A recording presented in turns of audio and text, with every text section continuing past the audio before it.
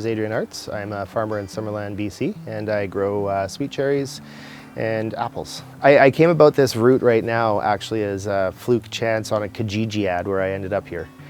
So all through my university degree in Thunder Bay, I managed the food bank as the executive director, and I've always had a pretty significant feeling for food and water policy. I've done a lot of work with different various organizations about food sovereignty and food policy nationally. And I'd never really done anything about farming, and I was, in a resource extraction sort of field of geology, and I'd wanted to move back to BC and move home. So I had looked for work and couldn't find work in my field, so I thought, oh, I'll just find, something to do. So I applied at Carcajou Fruit as a fruit picker at the end of September and was told there was no work. And then got a frantic phone call one day saying, we need somebody to prune. You want to learn? And that's kind of where it started. And I just fell in love with it from that point. My thesis supervisor always used to tell me, your master's isn't about what you learn, but it's the fact that you're learning how to learn and where to source information.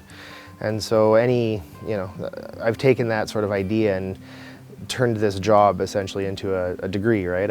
I do a significant amount of reading and a significant amount of research, and in a roundabout way, yeah, I guess my degrees have helped, but I'm not doing rock samples out in the orchard, and I'm not really analyzing stream flow models or hydrogeologic models out for groundwater penetration. I don't know what's right and wrong.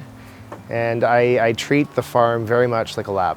And so it's to me, it's one of those things where, there's a problem, you go into the scientific peer-reviewed literature, you see what all this research is done, and then you come back and you try it out in the orchard.